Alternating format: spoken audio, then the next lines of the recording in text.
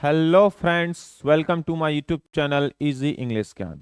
आज मैं आपको क्लास 10th का मॉडल पेपर सॉल्व करके बताऊंगा।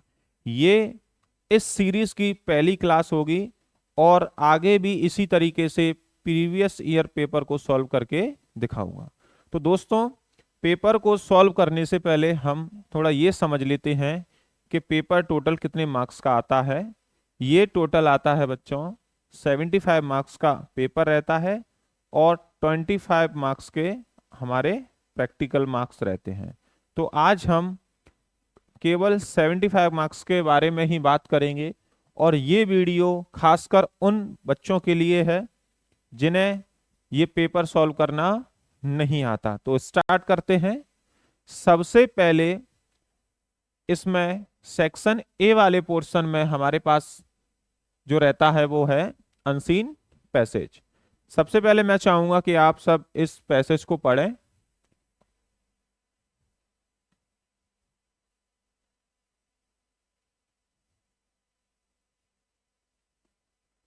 यदि आपने पैसेज पढ़ लिया है तो हम इसके क्वेश्चंस को करते हैं। फर्स्ट क्वेश्चन है बेटा इसमें, approximately how long is the great wall of China. यानी China, great wall of China है वो अप्रोक्सीमेटली कितनी लंबी है। तो इसमें दिया हुआ है बेटा 21,000 किलोमीटर। तो इसका पहला आंसर है बी।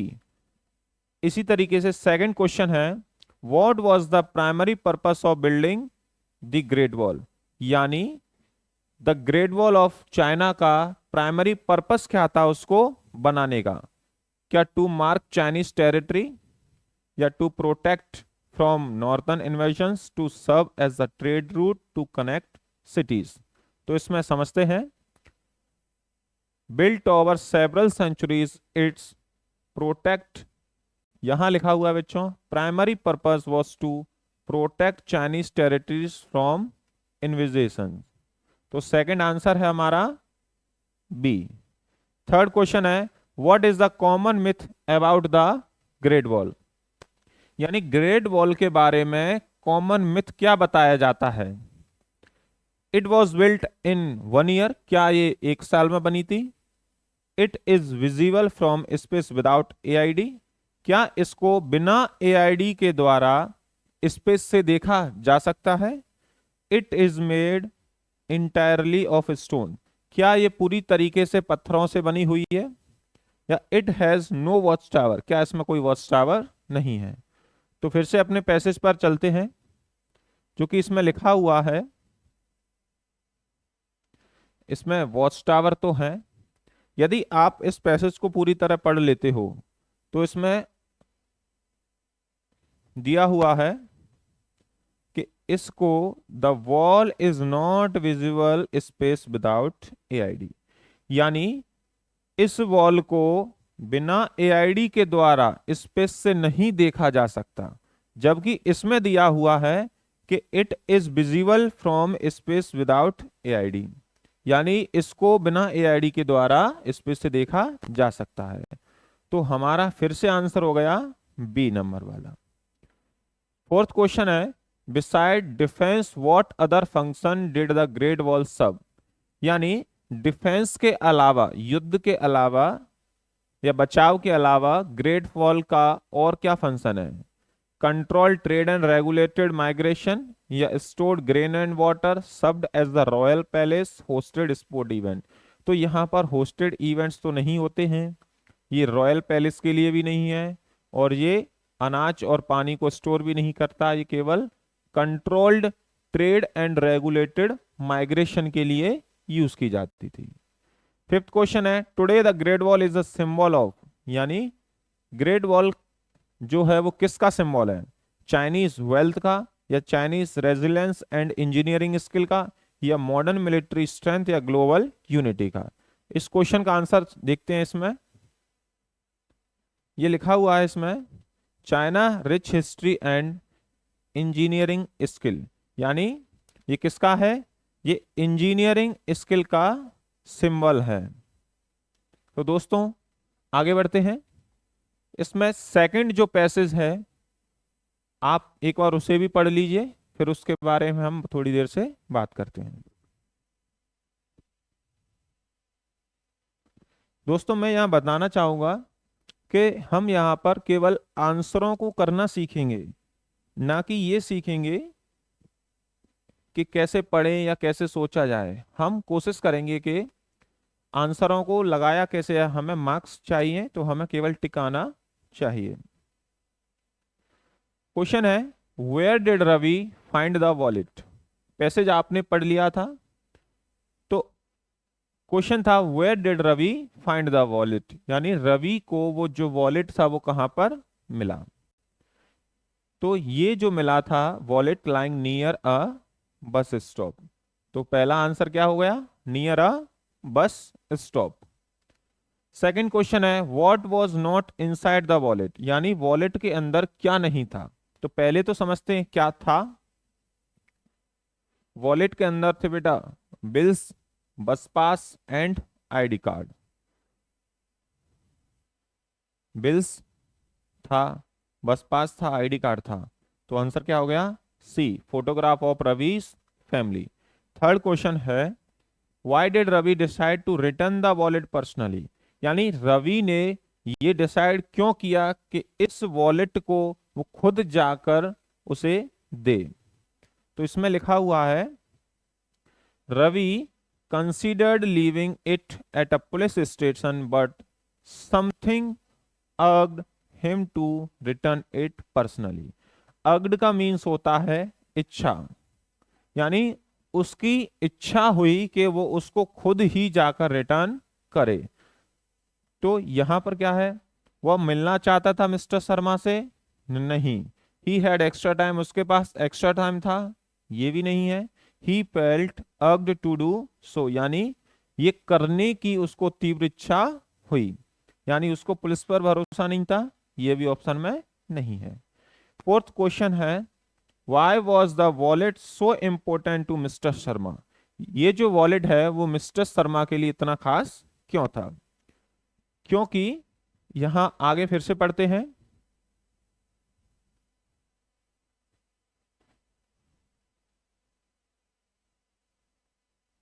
इसमें लिखा हुआ है,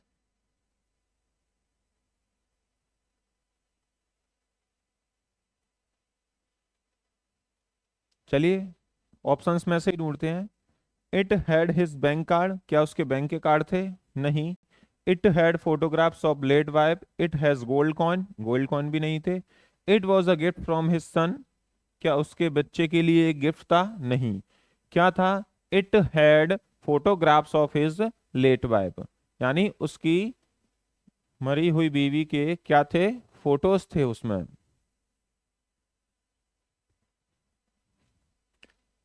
नेक्स्ट क्वेश्चन है, what realisation did Ravi have at the end, यानी अंत में रवि को क्या रियलाइजेशन हुआ। Helping other is a waste of time, क्या दूसरों की मदद करना समय की बर्बादी है। Honesty can deeply impact someone's life, क्या ईमानदारी किसी दूसरे की जिंदगी में गहरा प्रभाव छोड़ सकती है। He should work for the people, क्या उसे पुलिस के लिए काम करना चाहिए। He should carry less money, क्या उसे बहुत कम पैसा लेकर चलना चाहिए। तो इसका आंसर है, honesty can deeply impact someone's life. कहां दिया है इसका आंसर, यहां दिया है कि honesty could leave deep imprints on someone's life. तो दोस्तों ये दो अनसेन पैसेज थे जिनके आंसर हमने लगा लिए हैं या ढूंढ लिए हैं। आगे बढ़ते हैं। Read the following passage carefully and make note on it, also give a suitable title, यानी पहले आप इस पैसेज को पढ़िए, उसके बाद हम इसके बारे में बात करते हैं।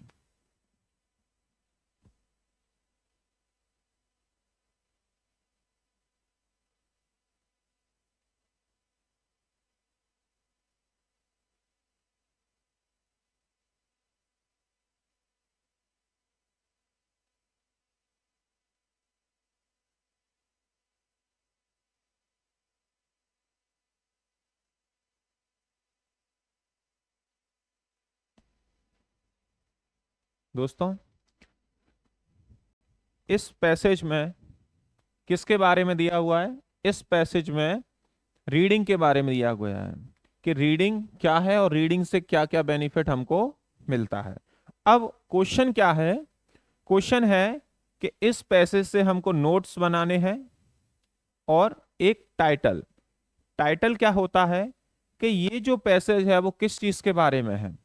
ये पैसेज है रीडिंग के बारे में। तो हम इसको एक नाम दे सकते हैं। क्या नाम दे सकते हैं? कि टाइटल में हम नाम देंगे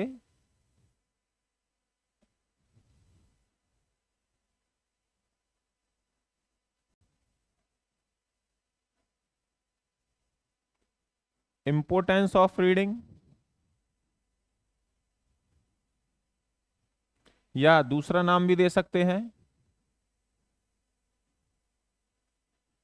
बेनिफिट ऑफ रीडिंग, या इस तरीके से कई सारे नाम भी दे सकते हैं। अब टाइटल मिलने के बाद हमें इसमें लिखना पड़ता है नोट। नोट में नंबर 1 डाल के लिखेंगे। अब इसमें से हमको कोई सारे पॉइंट्स को फाइंड आउट करना है। तो पहला हम लिख सकते हैं कि reading is one of the most enriching habit a person can develop. First point ये हो जाएगा हमारा। एंड सेकंड पॉइंट,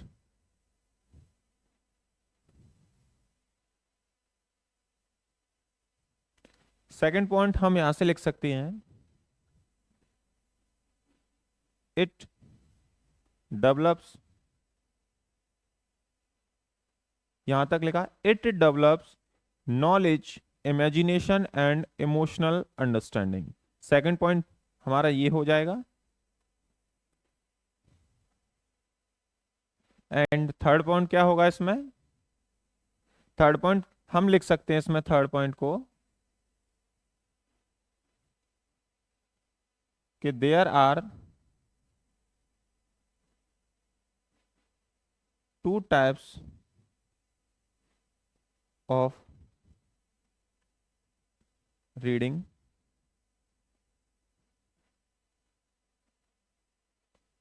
2.1 का ए फिक्शन, क्योंकि इसमें दो दिए हुए हैं बच्चों, मैं कहीं और से नहीं बता रहा हूं, इसी में दिया हुआ है, मैं उसी से फाइंड आउट करने की कोशिश कर रहा हूं। फिक्शन और नॉन फिक्शन। तो फर्स्ट वन फिक्शन में लिख लेंगे कि it allows us to experience emotion and dilemmas and cultures. ये फिक्शन का पॉइंट हो जाएगा। एंड इसी तरीके से 2.1 का बी नंबर डाल के हम लिखेंगे नॉन फिक्शन। इसमें भी हम लिखेंगे नॉन फिक्शन डाल के कि इट डेवलप अदर हैंड, या it expand our factual knowledge, offering insights into history, science, philosophy and countless other field. इसी तरीके से थर्ड पॉइंट लिखेंगे कि it improves vocabulary, sharpness, critical thinking and strengthens concentration. And fourth point भी हम लिख सकते हैं कि it reduces stress and can even improve mental health. इसी तरीके से हम इसमें 4 से 5 पॉइंट लिख सकते हैं जिसके आपको मार्किंग मिल जाएगी। ये टोटल 4 मार्क का रहता है, जिसमें 1 मार्क जो रहता है वो इसके टाइटल का रहता है, एंड जो इसके 3 मार्क्स रहते हैं वो नोट के रहते हैं। तो इसमें से 4 से 5 पॉइंट हम इसमें से फाइंड आउट करके लिख सकते हैं, जिससे कि आपको मार्क्स मिल जाएं। तो मैंने यहां तक आपको समझाया होगा तो आपको समझ में आ गया होगा। आगे बढ़ते हैं। क्वेश्चन नंबर 4 में दिया हुआ है, यू आर दीपा या Deepak studying in government high school Rajgarh MP, write an application to your principal for full fee concession. अब ये क्या है कि हमें अपने प्रिंसिपल को एक एप्लीकेशन लिखना है जिसमें किसके बारे में बताया गया हो? फीस माफी के बारे में बताया गया हो। अब इसे समझने से पहले या पढ़ने से पहले हम इसका फॉर्मेट जान लेते हैं कि इसको लिखा कैसे जाता है। तो सबसे पहले ये कॉपी का पेज हम इसको मानकर चलते हैं। आप याद रखिए कि जब हम इस लाइन से या इस पॉइंट ऑफ से स्टार्ट करें तो जब भी सेकंड लाइन लिखें तो उसके सीध में ही आना चाहिए। मुझसे तो टेढ़ा बन रहा है और यहां पर भी ये वाला पोर्शन सीधा आना चाहिए। तो इस फॉर्मेट के ही आपको मार्क्स मिलते हैं। तो बाकी सारी एप्लीकेशनों में भी सेम चीज होती है। स्टार्टिंग होती है 2 से, कॉमा लगाते हैं, the principal government high school Rajgarh MP. अब ये जो पोर्शन है ये प्रिंसिपल के लिए जो कि दिया हुआ है, ये जो एड्रेस है वो भी ऑलरेडी क्वेश्चन में दिया हुआ है। तो यहां तक तो चीजें सेम रहती हैं। फिर आप एक लाइन को छोड़ देंगे, फिर सब्जेक्ट डालेंगे application for full fee concession. फिर उसके बाद एक लाइन और छोड़ेंगे, फिर लिखेंगे सर या मैडम या रिस्पेक्टेड सर या रिस्पेक्टेड मैम, कॉमा लगा के फिर स्टार्ट करेंगे कि I respectfully beg to state that, कि मैं आपसे विनम्र निवेदन करता हूं, आई एम दीपक, मैं दीपक हूं, अ student of class 10th of your school, यानी आपके स्कूल का क्लास 10th का छात्र हूं। My father is a poor man, मेरे पिताजी कौन है, एक गरीब आदमी है। And he earns very little, और वो बहुत ही कम कमाते हैं या थोड़ा कमाते हैं। ही इज अनेबल टू पे माई स्कूल फीस, यानी वो मेरी स्कूल की फीस पे करने में असमर्थ हैं। Due to our weak financial condition, किसके कारण से, वीक फाइनेंशियल कंडीशन के कारण से। I am a regular and hard working student, और मैं आपका रेगुलर छात्र हूं और हार्ड वर्किंग छात्र हूं। I want to continue my study, यानी मैं अपनी पढ़ाई निरंतर रखना चाहता हूं। But my parents can not afford the fees, लेकिन मेरे जो पेरेंट्स हैं वो इस फीस को अफोर्ड नहीं कर सकते हैं। देयरफॉर, इसलिए I kindly request you to please grant me full fee concession, I shall be very thankful to you. Last में लिख देंगे thanking you your obediently Deepak या दीपा। तो ये आपको समझ में आई। मैं इसमें आपको ये बताना चाह रहा हूं कि आपको इसके अलावा भी और कोई जब एप्लीकेशन मिले तो हमें क्या क्या चीज सेम रखनी है और क्या बदलता है। तो मैं इसमें बताना चाह रहा हूं कि 2 से लेकर सब्जेक्ट तक केवल आपको सब्जेक्ट का अंदर का हिस्सा अलग लिखना रहता है, बाकी चीजें सेम रहती हैं। ये पोर्शन भी सेम रहता है सरया मैम वाला। यहां से I respectfully beg to state that से यहां तक का हिस्सा पूरा सेम रहता है। और यदि क्वेश्चन में नाम बदलता है तो आप नाम को बदल सकते हैं, बाकी सेम चीज हम रख सकते हैं। यदि आप एप्लीकेशन प्रिंसिपल को ही लिख रहे हो, यदि हम प्रिंसिपल को ही लिखें तो हम बार बार सेम चीज रिपीट कर सकते हैं, अ student of class 10th of your school. यदि आप क्लास 10th के लिए नहीं लिख रहे हो, क्लास 9th के लिए लिख रहे हो, तो क्लास 9th का यूज कर सकते हो। अब यहां तक तो चीजें सेम रहती हैं। अब उसके बाद जो आएगा वो यहां से मैटर पूरा चेंज हो जाएगा। अब जो चीज उस क्वेश्चन में दी होगी, मान लेते हैं कि आप टीसी के ही बारे में लिख रहे हैं, तो फिर से आप यही चीज कैसे लिख सकते थे कि I respectfully beg to state that I am Deepak, a student of class 10th of your school. फिर आप किस बारे में लिख रहे हो, टीसी के बारे में, तो आपको अपने पिताजी का ट्रांसफर बताना होगा। तो यहां लिख सकते हो कि मेरे पिताजी का इस तरीके से ट्रांसफर हो चुका है और मैं अपनी पढ़ाई कंटिन्यू करने में असमर्थ हूं। इसीलिए उतना मैटर होने के बाद यहां से लिखेंगे देयरफॉर, इसीलिए वो सेम जाएगा कि I kindly request you to please grant me my TC, I shall be very thankful to you. तो यहां तक भी पूरी चीज सेम रहेगी हर एप्लीकेशन में, और ये वाला पोर्शन भी सेम रहेगा, बस थोड़ा सा जो बॉडी वाला हिस्सा है वो आपका चेंज हो जाएगा। तो यदि आपको नेक्स्ट एप्लीकेशन भी मिलती है तो आप इसी तरीके से आप उसको बना सकते हैं। आगे बढ़ते हैं। क्वेश्चन नंबर 4 का ही और वाला जो क्वेश्चन था उसमें क्या दे रहा है आपको, लेटर लिखने के लिए दे रहा है। अब इसको कैसे लिखा जाता है, पहले तो हम क्वेश्चन पढ़ लेते हैं कि लेटर किस चीज के ऊपर है। यू आर अनम या Aman residing at 152 Adarsh Nagar Ratlam MP, write a letter to your friend inviting him to attend the house warming ceremony of your house. यानी आप अपने दोस्त को एक पत्र लिख रहे हो जिसमें आप अपने घर का उद्घाटन करने वाले हो, तो उसके लिए आप उसको आमंत्रित कर रहे हो। तो लिखना क्या है, चीजें हमें सेम टू सेम समझनी है। सबसे पहले एड्रेस आएगा, क्या आएगा, एड्रेस। फिर उसके बाद डेट आएगी, एंड आप अपने दोस्त को लिख रहे हो तो माय डियर फ्रेंड भी लिख सकते हो, या भाई को लिख रहे हो तो माय डियर ब्रदर लिख सकते हो, आप उसका नाम मेंशन करना चाहो तो कर सकते हो। फिर एक लाइन को ड्रॉप आउट करना है। उसके बाद सब्जेक्ट आएगा, किस चीज के ऊपर लेटर को लिखा जा रहा है, house warming ceremony of your house के ऊपर। फिर एक लाइन को फिर से ड्रॉप आउट करना है, डियर फ्रेंड। उसके बाद क्या लिखोगे, आई होप, क्या लिखा मैंने, I hope you are doing well, मैं आशा करता हूं कि तुम अच्छे होंगे।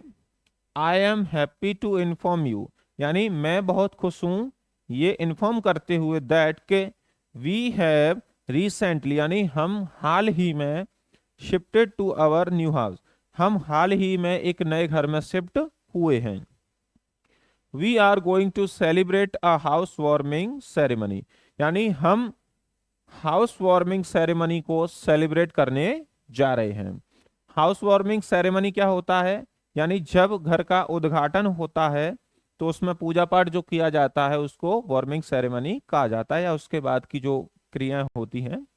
ऑन 5 फरवरी 2026, कब, 5 फरवरी को 2026 में, एट अवर रेसिडेंस, यानी अपने घर पर।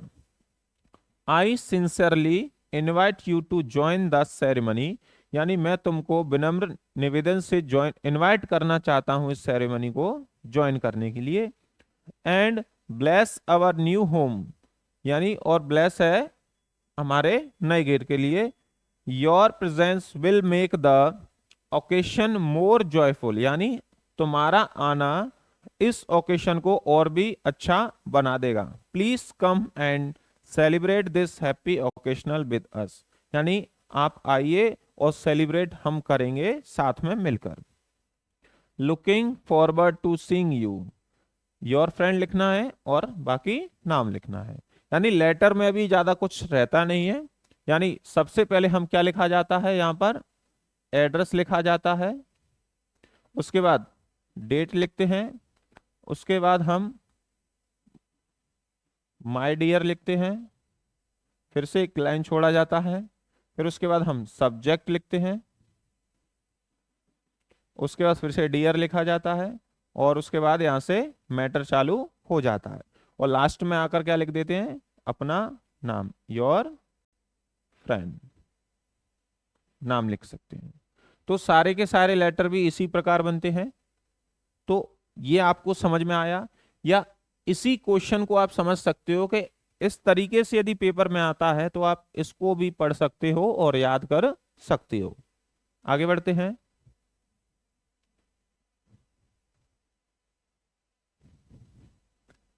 नेक्स्ट है क्वेश्चन नंबर 5। क्वेश्चन नंबर 5 में ऐसे दिया है कि किसी एक टॉपिक पर आपको ऐसे लिखना है। इसमें 4 टॉपिक हैं, importance of English, the role of science in human progress, value of games and sport, computer and mobile in modern news. यानी आपको इन चारों में से किसी एक पर हमें टॉपिक लिखना है। यहां लिखा भी हुआ है राइट एन ऐसे ऑन एनी वन, यानी वन, यानी किसी एक पर हमको टॉपिक लिखना है। यह 5 मार्क्स का रहता है। मैंने इसमें आपको नंबर 1 वाला ऐसे जो है वो यहां पर बताया है। अगली क्लास में मैं किसी एक और नए टॉपिक पर भी, यानी नए किसी ऐसे पर मैं आपको बताऊंगा। यानी मैंने एक ही क्लास में इन तीनों को नहीं लिया है, मैंने केवल इंपोर्टेंस ऑफ इंग्लिश को लिया है। तो सबसे पहले आप इस को पढ़ें फिर इसको समझते हैं।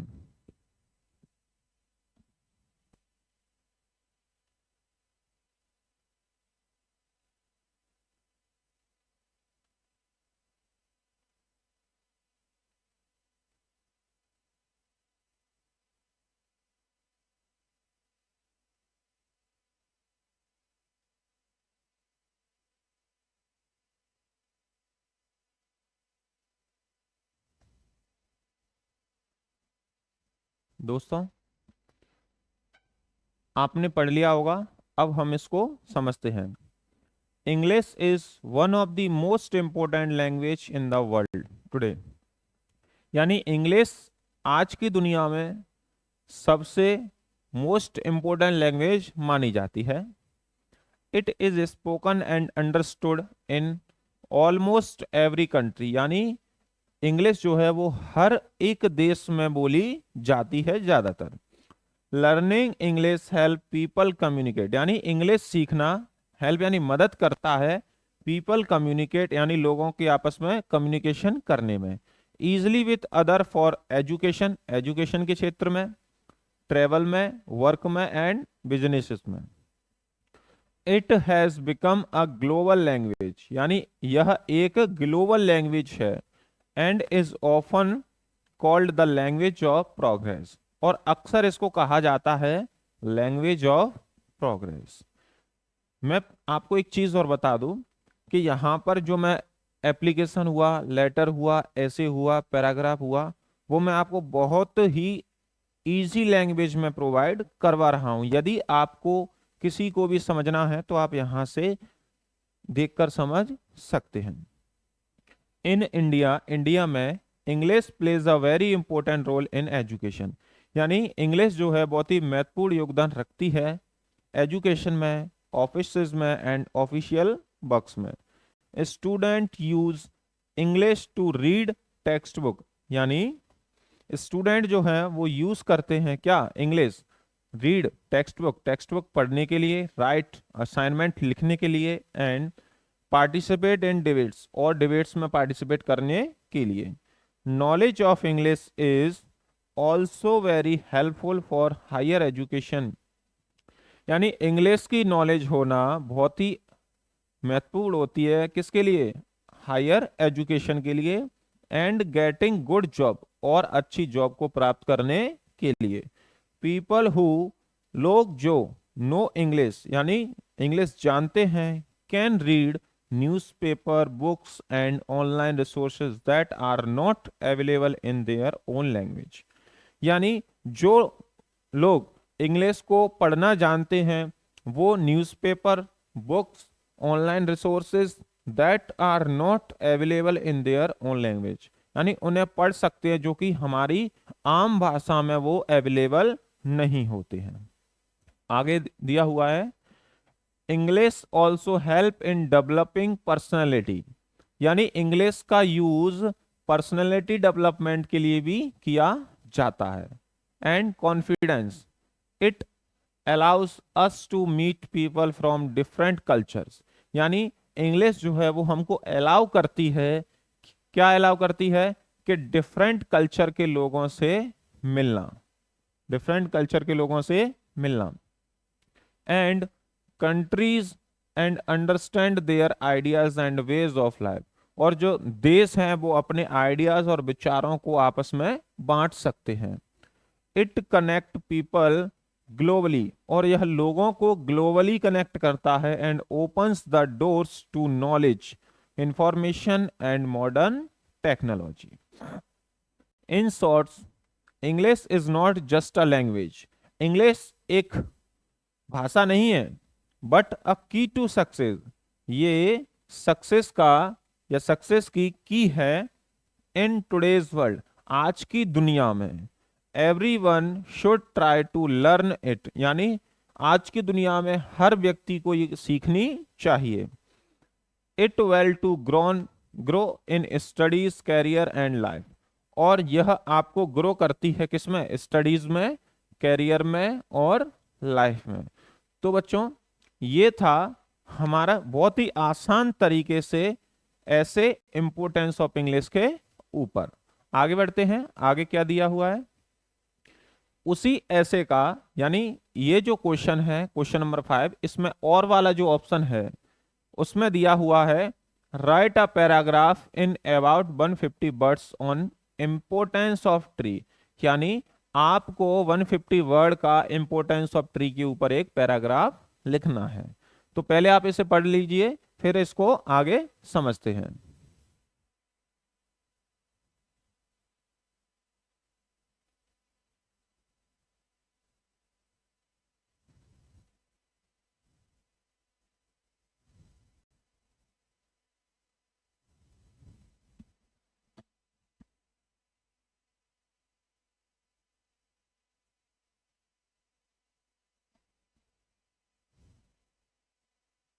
तो दोस्तों इस पैराग्राफ को समझते हैं, क्या लिखा है इसमें कि trees are very important for life on earth, यानी पृथ्वी पर पेड़ों का होना बहुत ही महत्वपूर्ण होता है।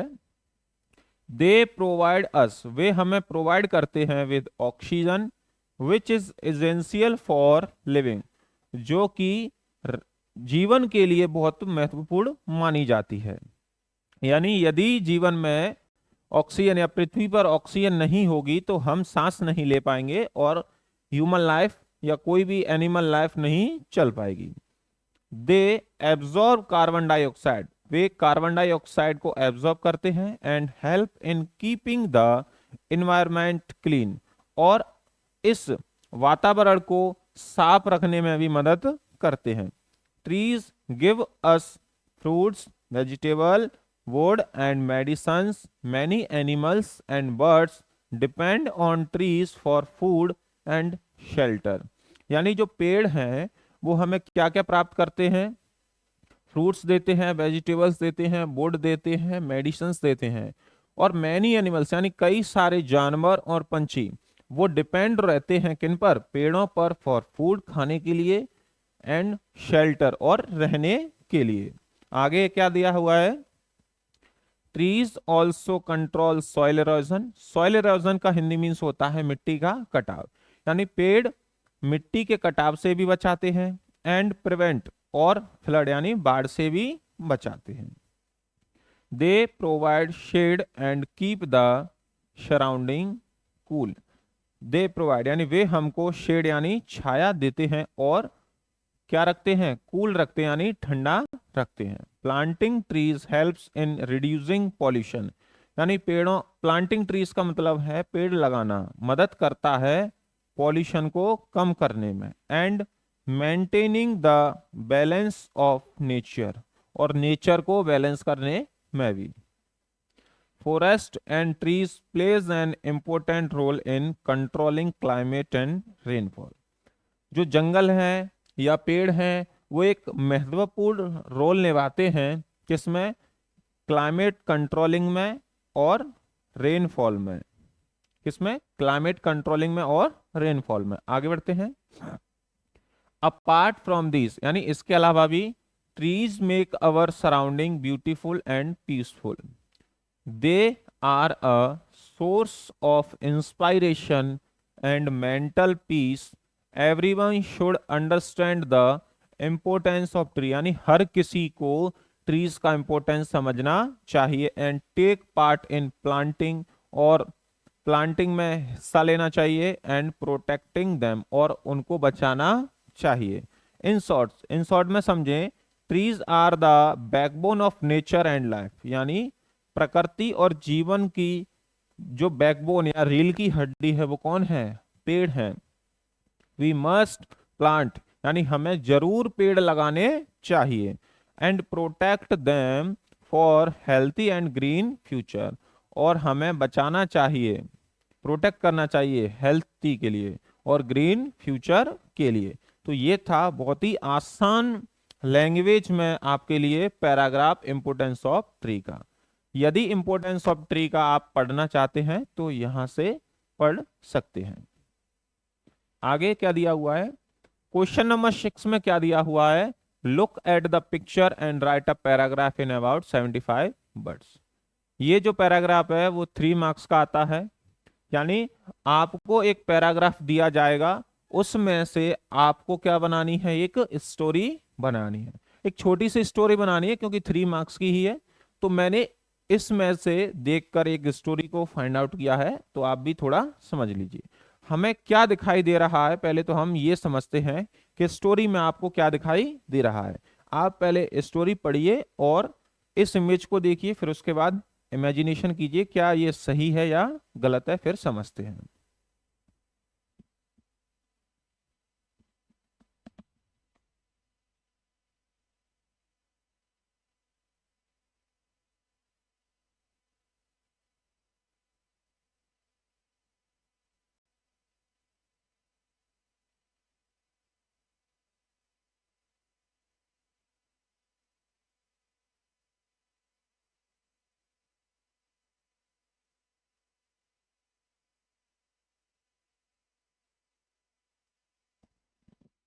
दोस्तों, आपने इमेज को देखा और इसको अब समझते हैं। क्या लिखा है, this is a happy family, यानी ये एक हैप्पी फैमिली है, स्पेंडिंग टाइम, यानी टाइम स्पेंड कर रही है, टुगेदर मीन्स एक साथ, ये भी सही है।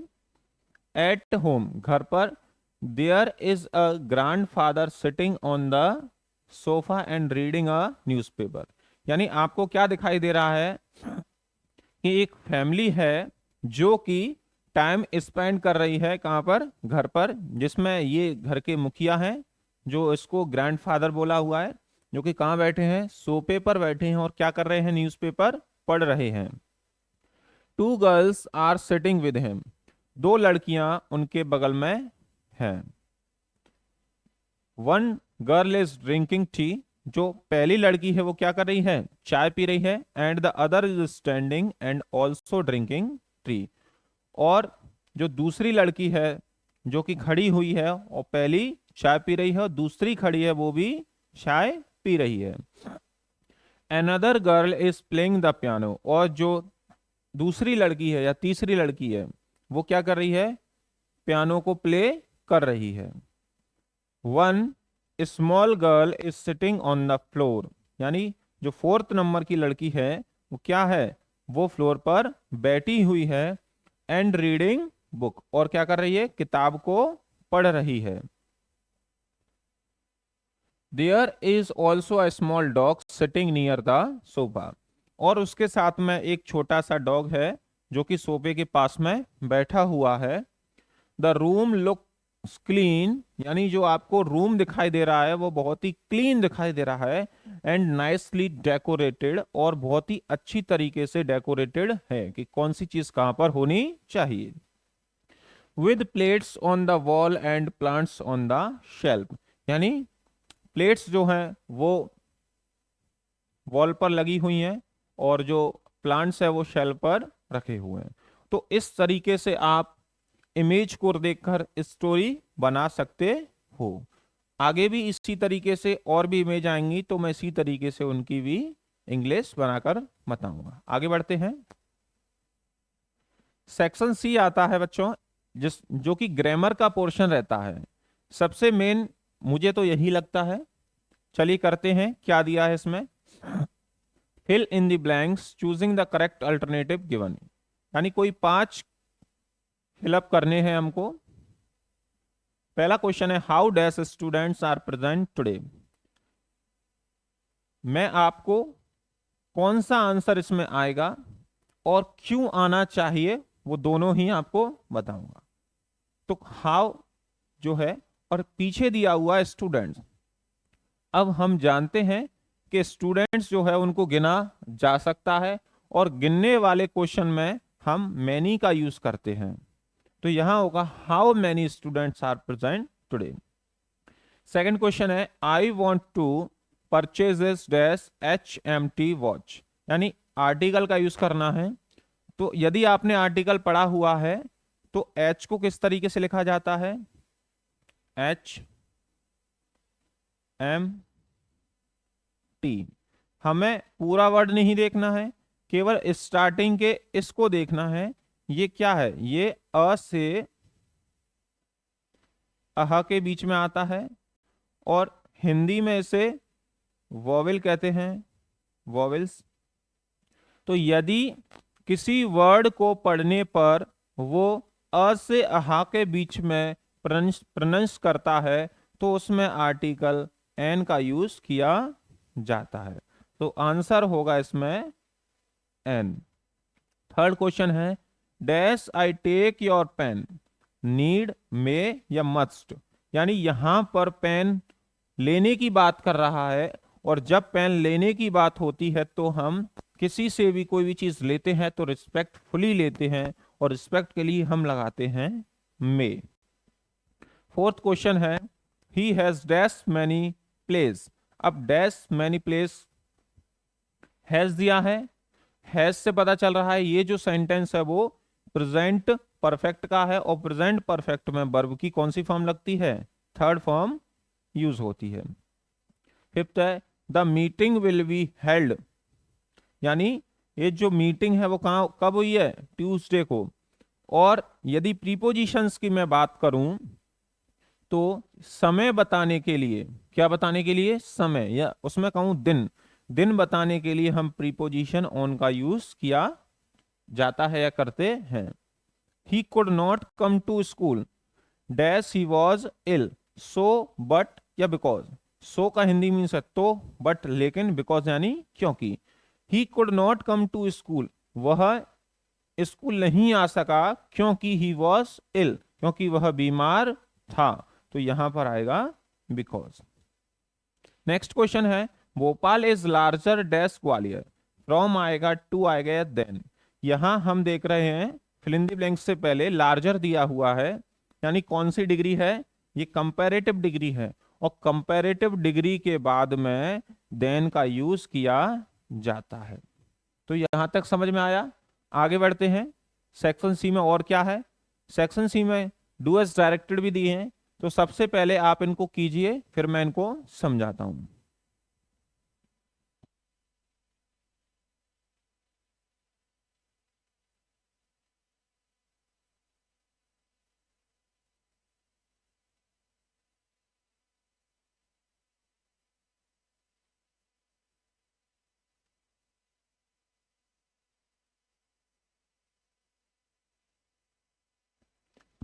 पहला जो क्वेश्चन है, पहले क्वेश्चन में क्या दिया हुआ है, rearrange the word to make a meaningful sentence. यानी इन वर्ड्स को रीअरेंज करना है हमको, जिससे कि एक मीनिंगफुल सेंटेंस निकल सके। तो वर्ब प्लेइंग ये हमारी हेल्पिंग वर्ब हो गई, और हमें क्या चाहिए, सब्जेक्ट। प्लेइंग खेल कौन रहा है, बच्चे, तो बच्चे सब्जेक्ट हो गए। कहां पर, इन द, किससे खेल रहा है, children were playing football in the park. यानी नंबर 1 पे ये आएगा, नंबर 2, नंबर 3 और नंबर 4 पर ये आएगा। तो क्या आंसर होगा, children were playing football in the park. Children football खेल रहे हैं, तो फुटबॉल यहां पर क्या है, फुटबॉल यहां पर ऑब्जेक्ट है, और इन द पार्क हमारा अदर वर्ड। और फॉर्मेट कहता है कि सबसे पहले सब्जेक्ट आता है, उसके बाद हेल्पिंग वर्ब, उसके बाद मेन वर्ब का यूज किया जाता है, फिर उसके बाद आता है object, and then other word. तो इसी फॉर्मेट के हिसाब से हम इसका आंसर करेंगे। सेकंड है, David has taken coffee, change into interrogative. Has यानी ये दिया हुआ है प्रेजेंट परफेक्ट में, तो हम क्या करेंगे, हैज को आगे लिख देंगे, इंटेरोगेटिव फर्स्ट बनाएंगे। तो has David taken coffee and question mark, ये हो गया यहां पर आंसर। थर्ड है, the teacher taught English, change the sentence into present indefinite tense. इसको किस टेंस में करना है, प्रेजेंट इंडेफिनिट टेंस में। यानी दिया किस में है ये, पास्ट इंडेफिनिट में। कैसे पता लगा, पास्ट इंडेफिनिट में वर्ब की सेकंड फॉर्म का यूज किया जाता है, और उसमें भी सेकंड की, यानी वर्ब की सेकंड फॉर्म यूज हो रही है। प्रेजेंट इंडेफिनिट चाहिए, सब्जेक्ट को जैसे का तैसा लिखेंगे, द टीचर। अब टॉट जो है, टॉट की फर्स्ट फॉर्म क्या होगी, टीच, जबकि टीचर हमारा सिंगुलर है, और प्रेजेंट इंडेफिनिट टेंस में हम क्या करते हैं कि वर्ब की फर्स्ट फॉर्म में एस या ई एस या आई एस जोड़ते हैं जब सब्जेक्ट सिंगुलर होता है। तो द टीचर टीचेस इंग्लिश, यानी टीचर क्या है, सिखाता है। क्या सिखाता है? इंग्लिश सिखाता है। आगे, he is too weak to go to school, rewrite the sentence using so dot dot that. इससे हमें इसको बनाना है, आप बनाइए पहले।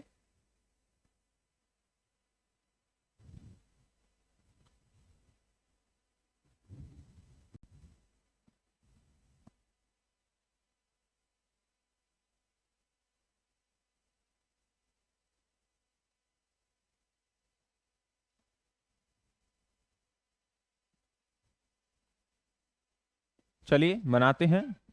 ही इज टू वीक, यहां पर टी डबल ओ और टी ओ दिया हुआ है, इसी तरीके से दिया हुआ है जैसे कि सो और दैट दिया हुआ है। और इस टू का मीन्स होता है बहुत ज्यादा, बहुत ज्यादा। यानी वो वीक यानी कमजोर है, बहुत ज्यादा कमजोर है। तो ऑब्वियस सी बात है, गो टू स्कूल यानी स्कूल जाएगा कि नहीं जाएगा। तो इस टू का मतलब है नहीं, तो वो स्कूल नहीं गया। अब हमें किससे बनाता है? सो और दैट से।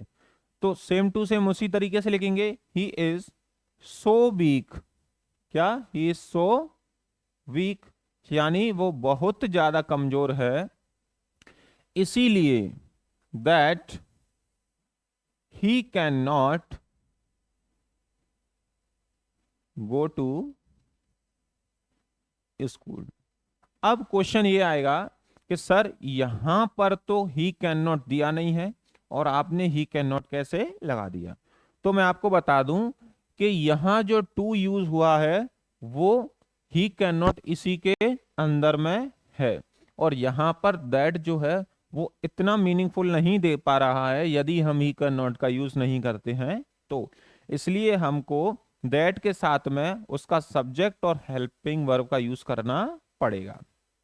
आगे से यदि इसी तरीके से आता है तो आप ऐसे ही बना सकते हैं। फिफ्थ क्वेश्चन है, इसको करिए।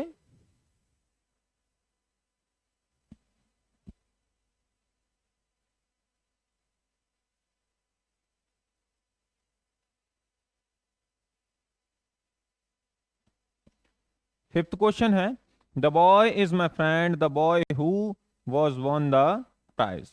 यानी दो सेंटेंस दिए हुए हैं, उनको क्या करना है? कंबाइन करना है सेंटेंस यूजिंग हु। किससे? हु से। तो आप करिए।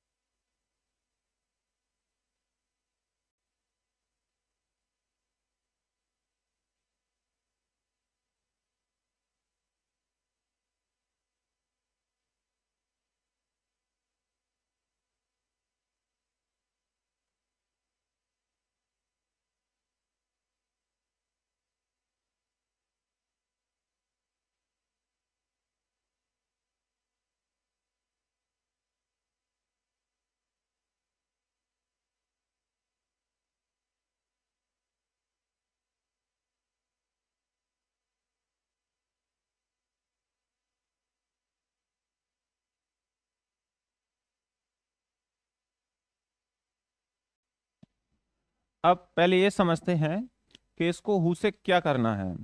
यानी द बॉय, लड़का जो कि मेरा दोस्त है, लड़का जो कि क्या कर चुका है? इनाम जीत चुका है। अब इसको हु से हमें बनाना है। तो ये जो क्वेश्चन दिया हुआ है ये रिलेटिव प्रोनाउन का है, और रिलेटिव प्रोनाउन ये कहता है कि एक सेंटेंस का दूसरे सेंटेंस से क्या रिलेशन है।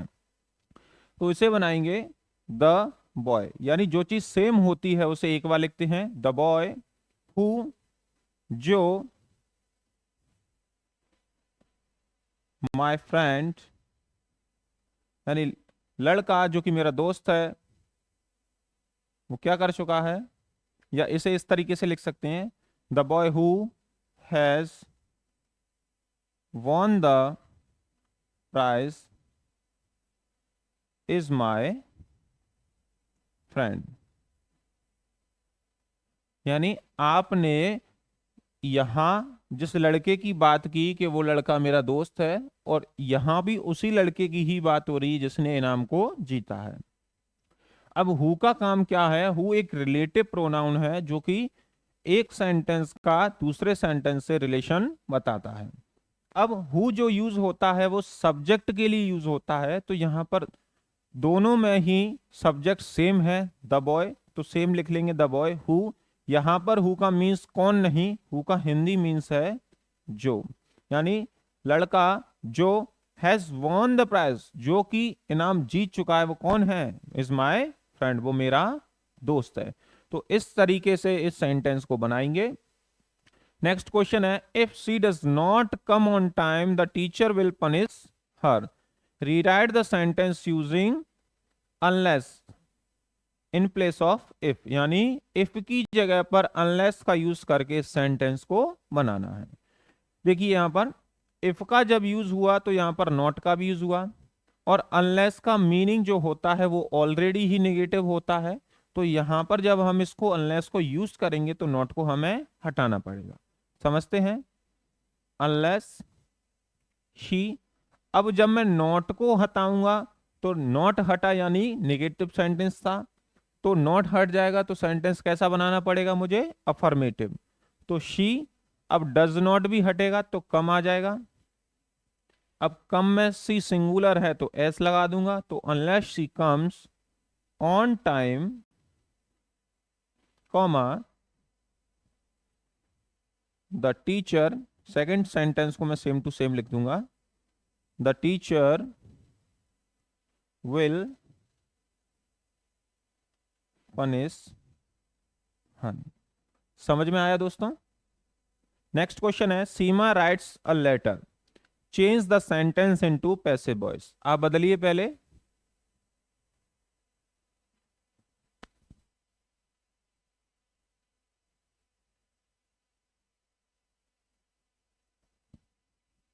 आगे बढ़ते हैं, यानी हमें इसको किस में चेंज करना है? पैसिव वॉइस में। ये आपको समझ में आया? मैं इसको रफ कर देता हूं थोड़ा सा इस क्वेश्चन को समझने के लिए। पहले समझते हैं, ये जो सेंटेंस है वो किस में दिया है? प्रेजेंट इंडेफिनिट में। और जब पैसिव में बदलते हैं तो पैसिव का रूल है कि यदि टेंस या यदि सेंटेंस प्रेजेंट इंडेफिनिट में होता है तो पैसिव में बदलते समय, यानी पैसिव में जब हम बदलेंगे तो हेल्पिंग वर्ब यूज करते हैं हम, इज, आर, एम और प्लस वर्ब की third form. Same to same चीज यूज करेंगे, यानी सबसे पहले हम ऑब्जेक्ट को सब्जेक्ट में बदलेंगे, तो अ लेटर, फिर उसके बाद हम इज आर एम में से यूज करेंगे, लेटर सिंगुलर है तो लेटर के साथ में इज जाएगा, और वर्ब की थर्ड फॉर्म। वर्ब क्या आती? राइट, तो राइट की थर्ड फॉर्म क्या होती है? Write, wrote, written. क्या होती है? Write, wrote, written. उसके बाद सब्जेक्ट को लिखने से पहले प्रीपोजिशन बाय, फिर सीमा को सीमा ही लिख देंगे। तो यहां तक समझ में आया? ये जो क्वेश्चन थे वो बहुत ही आसान थे। आगे बढ़ते हैं, क्वेश्चन नंबर 10।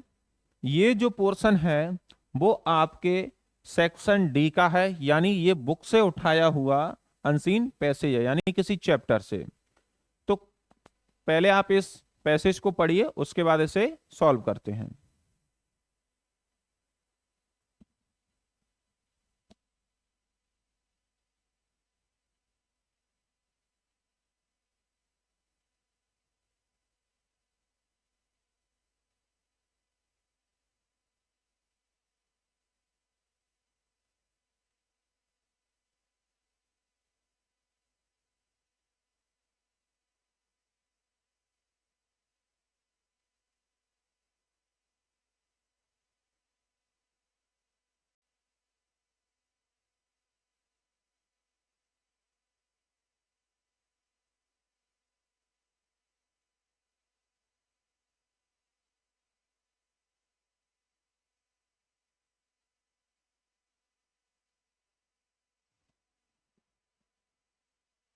दोस्तों ये जो पैसेज आपने पढ़ लिया होगा, इसके क्वेश्चनों को करते हैं कि who accompanied Nelson Mandela on 10 May 1994। तो इसका आंसर है I was accompanied by my daughter, यानी मेरी बेटी के द्वारा। तो क्या है answer? His daughter Zenani. Second question है where did the inauguration ceremony take place, यानी जो सेरेमनी थी वो किस जगह पर हुई थी? तो आंसर है C union building amphitheatre in Pretoria. यहां पर दिया भी होगा कि the ceremonies took place in the union building amphitheatre in Pretoria. Second answer मिल गया आपको। क्वेश्चन नंबर थर्ड पढ़ते हैं what was the historical significance of the location, यानी उस लोकेशन पर क्या हिस्टोरिकल सिग्निफिकेंस था? कि it was where South Africa gained independence from Britain, नहीं। It had been the seat of white supremacy now hosting government for all people, it was the site of the first anti apartheid protest, it was Mandela's birth place. क्या इन चारों में से कुछ भी इस passage में मैच हो रहा है? आप एक बार फिर से देख लीजिए।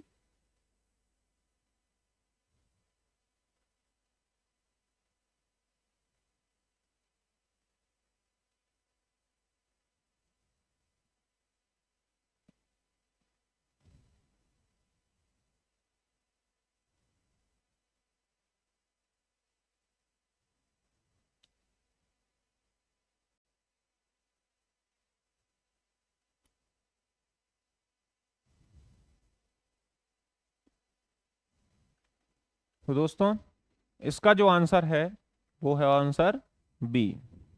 क्या आंसर होगा इसका? बी। क्योंकि क्या बोल रहा है वो यहां पर कि it had been the seat of white supremacy, यानी यहां पर जो हर बार जो जीतता था वो व्हाइट वाले व्यक्ति जीतते थे। नाउ होस्टिंग, अब गवर्नमेंट फॉर ऑल पीपल, अब जो वहां की गवर्नमेंट है वो किसकी है? सभी लोगों की है। अब उसी में यानी सेक्शन डी के पोर्शन में ही ये क्वेश्चन नंबर बी है, read the following extract and answer the questions given. यानी आप पहले इस एक्सट्रैक्ट को पढ़िए, उसके बाद इसके आंसरों को करते हैं।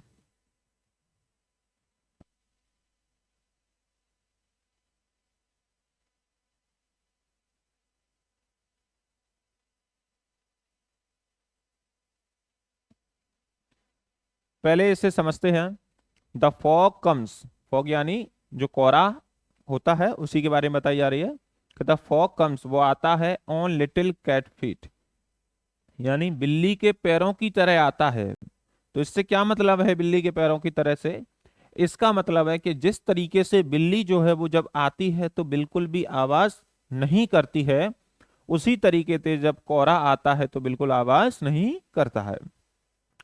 It sits looking over harbour and city, यानी वो हार्बर पर और शहर पर, पूरे शहर पर बैठ जाता है, जैसे बिल्ली छत पर बैठ जाती है उसी तरीके से। ऑन साइलेंट हॉन्चेस, हॉन्चेस का मीन्स होता है बिल्ली जिसका जिस पोर्शन के सहारे वो बैठती है उसको हॉन्चेस कहते हैं। एंड देन मूव्स ऑन, और वो चली जाती है। तो इसके क्वेश्चन लगाते हैं। Who is the poet of the poem fog? इसके जो पोएट हैं वो हैं कार्ल सैंडबर्ग। कौन है? Carl Sandburg. What does the poet compare the fog to? यानी पोएट ने फॉग को किससे कंपेयर किया है? बिल्ली से कंपेयर किया है। How does the fog come according to the poem? यानी पोएट के द्वारा या पोएम के द्वारा जो फॉग है, जो कोहरा है, वो कैसे आता है?